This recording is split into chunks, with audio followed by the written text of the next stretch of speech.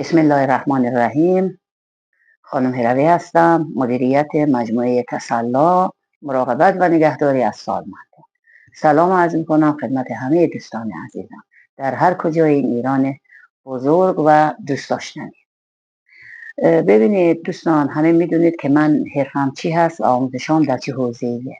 من کلاً کارم مراقبت و نگهداری از سالمندان و بیماران بستری روی تخت در منزل هستش، اما همیشه روی صحبت من با مراقبین اعم از خانواده ها و مراقبینی که به عنوان نیروی کار میرن سر این کار و با این حرفه بزرگ سر و کار دارن و به عنوان شغل انتخابش کردن. من اینجا میخوام یک صحبتی رو در مورد مراقبین بکنم. حالا این مراقبین ما بارها گفتیم ممکنه نیروی کار باشه که به عنوان یک مراقب، نگهدارنده، پرستار میره منزل سالمند در هر کجای ایران عزیزمون برای اینکه نگهداری کنه، مراقبت کنه، رسیدگی کنه به این سالمند، یا اینکه دختر اون خانواده، پسر اون خانواده هستش، فرقی نمیکنه. ببینید، مخصوصا کسی که به عنوان شغل این حرفه رو انتخاب کرده باید در مورد این موضوع بدونه که ما اصطلاحی داریم به نام خودمراقبتی مراقبین. خودمراقبتی مراقبین چی هستش و منظور ما از این جمله چی هست؟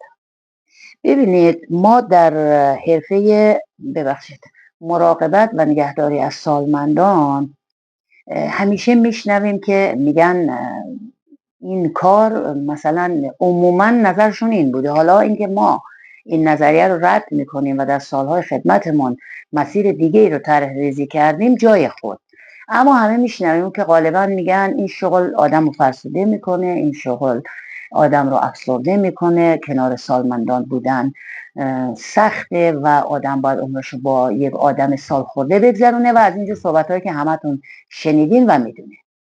اما من میخوام در مورد این صحبت کنم که اگر ما تحت آموزش قرار بگیریم و شما عزیزان از آموزش های ما که از یک پیریزی محکم بر پایه اخلاق بنا شده گوش کنید به این آموزش ها، از این آموزش ها استفاده کنید، متوجه میشید که اونقدر هم که میگن این شغل فرسودگی نداره.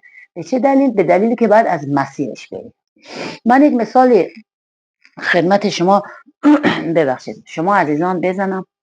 ببینید، مثلا ما مراقب داریم، داره تحمل میکنه. یعنی چی؟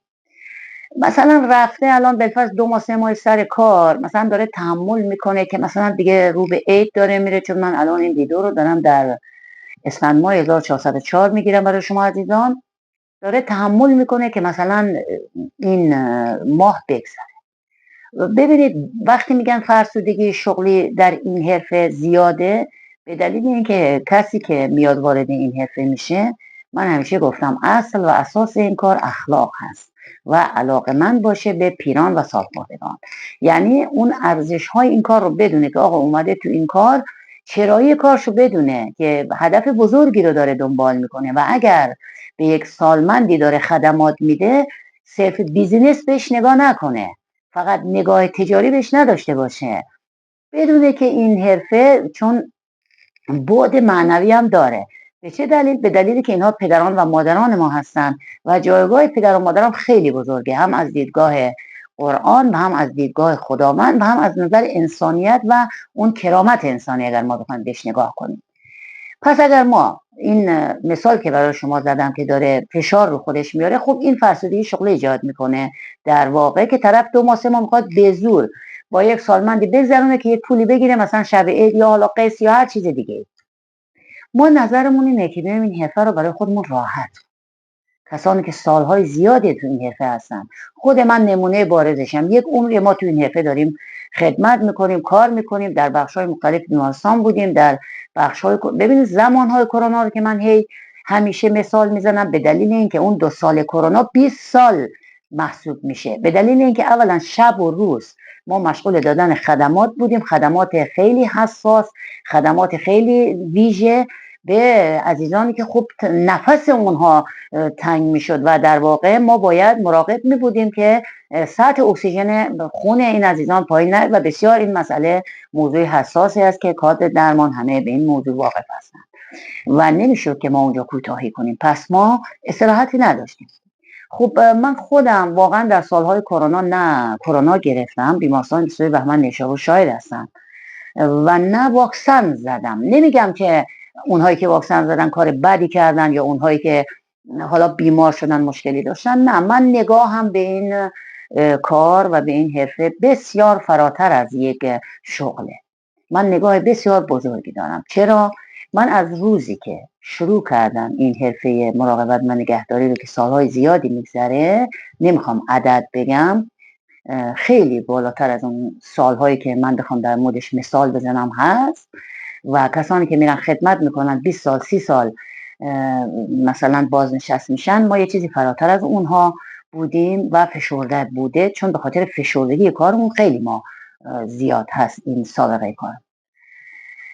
این موضوعی که نگاه بزرگ بهش داری، نگاه انسانی داری به این حرفه، باعث میشه که تو راحت باشی تو این کار. تو طوری مثلا این کار رو پیش ببری که خودت تو این کار فرسوده نشی، خودت تو این کار داغون نشی. اون زمان ما خدمتتون گفتیم که ما واکسن نزدیم، بیماری کرونا رو نگرفتیم و به بیماران خیلی زیادی، شاید اگر بگم صدها و صدها بیمار ما خدمات دادیم و کمک کردیم، اغراق نکردیم. و تا کنون از همون روز اولی که من شروع کردم، من هدفم این نبوده که بیام مثلا توی نیشابور برم بیمارستان کار کنم یا برم تهران تو مرکز سالمندان یا منازل کار کنم و یک شغلی باشه و یه حقوق بگیرم و تموم شده. نه، نگاه من از اول یک نگاه بسیار وسیع بوده. من اصلا برای نیشابور تنها شروع نکردم. من نگاهم این بوده که این تحول و این نحوه نگاه اشتباه به این شغل در تمام ایران عوض کنم و تا الانم به شکرانه خدای مهربان بسیار موفق. خب در نیشابور که تحول ایجاد شده، در این شغلی که روز اولی که ما پایه‌گذاری کردیم در سال 1400، اصلا چیزی به عنوان مراقبت و نگهداری در منزل کسی نمیشناخت تو نیشابور و اصلا میگفتن مثلا کارگر دارین بفرستین، ما میشنیدیم غالبا مادرمون رو مثلا نگهداری، یه همچین اصطلاحی و همیشه گلایه بود که از منزل ما این اتفاق میفته، نمیدونم به مادر ما رسیدگی نمیشه، این خانم بحث میکنه، این آقا فلان میکنه و چیزهای غیر اخلاقی. اما ما اومدیم اینو بر پایه اخلاق مداری با شکرانه خدا و کمک خدای بزرگ بنا کردیم، یعنی اومدیم بیس و پیریزی این کار رو با اخلاق بنا کردیم. چون من به این مسئله کاملا آگاه بودم که کار سالمنداری و بیمارداری اگر اخلاق نباشه هیچ مهارتی به درد نمیخوره. یعنی باید ما ابتدا بیاییم اینو بر محوریت اخلاق شروع کنیم. هر کسی هر جایی هست اگر میخواد تو این حرفه پیروز و موفق باشه و پولی که در میاره بسیار خوشایند باشه و لذت بخش باشه و رشد کنه در مسیر کار، و مثل من که سالهای زیاد خدمت کردم هیچ فرسودگی نه تنها احساس نمی کنم بلکه بسیار با شوق و اشتیاق و انرژی همچنان دارم ادامه باشه، باید فلسفه این حرفه رو پیدا کنه، چرایی این کار رو با این آموزش ها پیدا کنه و تحت آموزش قرار بگیره. ببینید من یک عقیده دارم، من میگم آدم در هر حرفه‌ای هست نباید تحمل کنه، باید آموزش ببینه، باید ببینه چه کار کنه که این حرفه براش راحت تر باشه. ما نیرو داریم میره سر کار، مثلا دیدیم دوستان میگه مثلا همش گله میکنه، این سالمند اینجوری میکنه، این آقا اینجوری میکنه، این خانم اینجوری میکنه، ولی ما باز همینطوری نیرو داریم که میاد میگه به نظر شما خانم روی من چیکار کنم که ارتباطم با این سالمند بهتر بشه. ببینید اون میخواد در این حرفه راحت باشه، اون علاقه‌منده و میخواد در حرفه‌ای که مسیر پولسازی برای زندگیش هست اعصابش هم راحت باشه. پس ما باید در هر حرفه‌ای هستیم به خصوص این حرفه دنبال آموزش و راحت کردن کارمون باشیم، نه دنبال گذراندن اون ماها و سالها داره میگذره. من خانم میشناسم سالها سال کار میکنه با همین حرس و جوش، خب این فایده ای نداره. من اگر اومدم تو حوزه آموزشی و دارم آموزش هامو سراسری میکنم در کل ایران عزیزمون، به خاطر اینکه من هدفم از این دوره ها و این آموزش ها اینه که من بیام این کار رو که ما در نیشابور انجام دادیم اینقدر موفق شکر خدا هست در تمام ایران گسترش پیدا کنه، چرا که نه. ببینید وقتی ما تونستیم در یک شهر جلوگیری یا پیشگیری از زخم بستر انجام بدیم برای همه سالمندان و بیماران افتاده در جایی که ما هستیم، در جایی که من هستم. خب من کاری ندارم به بقیه مردم، در جایی که با من همکاری میکنن خبری نیست خدای نکرده از زخم بستن. با راهنمایی ما و با یک روش بسیار ساده ولی آسان اما کاربردی. خب این روش ساده و آسان از دیدگاه من بسیار کاربردیه، چرا که ما سالهای زیادی تجربه داریم و کار کردیم روش. و اگر خیلی ها این روش ساده رو به کار نمیبرن و دچار زخم بستر میشه بیمارشون یا سالمندشون، بعد میان در یک پروسه طولانی مدت درمانهای انجام میدن که بسیار پروسه هزینه بر و دردناک میشه برای بیمار و برای خانواده.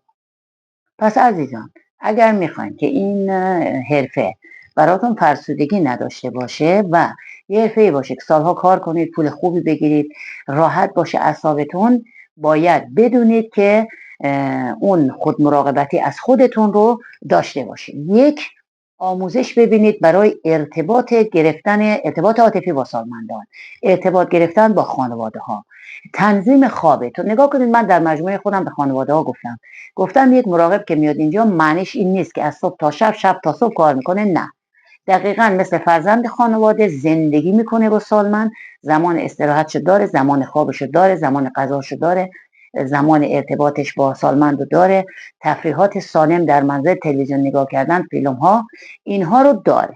این باعث میشه که مراقب احساس نکنه یه جایی باید مثلا انگار پادگان سربازی اینجوری وایسه و بخواد یه سری کارها رو انجام بده. خب این معلومه که به درد نمیخوره. ما اینطوری کار نمیکنیم و هم خانواده ها بسیار راضیان، سالمند بسیار راضیه و مراقبین ارتباط خوبی دارن با سالمندان و فرسودگی معنا نداره در شغلی که تو علاقه‌مندی و داری این خدمت بزرگ انجام میدی و چقدر پول برکت داره. من در این حرفه میگم، ولی مطمئنم در هر حرفه‌ای که آدم با علاقه و عشق انجام بده و دنبال ارتقاء خودش باشه، دنبال آموزش خودش در اون مسیر شغلی، مطمئنا فرسودگی ایجاد نمیشه. چه بسا که آدم شاد و خوشحال از اینکه داره این کار رو انجام میده و خدمت بزرگی انجام میده و در حرفه خودش موفق هست و داره پول در میاره و حرفه براش آسونه. اینجوری نباشه که با اکراه بره مثلا سر کار، بگه آخ کی پنجشنبه بشه برم مرخصی یا کی آخر برج بشه. من همچین عقیده ندارم و بنا دارم و تصمیم دارم و دارم این کار رو انجام میدم برای عزیزان که در این حرفه نوع نگرش مردم رو عوض کنم، نحوه دید مردم رو عوض کنیم و یک نگاه قشنگی، یک نگاه بزرگی، یک نگاه هدفمندی به حرفه نگهداری از سالمندان عزیز، مادران و پدران عزیزمون و بیمارانی که تفلکی روی تخت و سری هستن داشته باشیم انشاءالله به کمک خدا. همتون رو دوست دارم، به خدای عاشق و مهربان میسپارم. خدا نگهدار.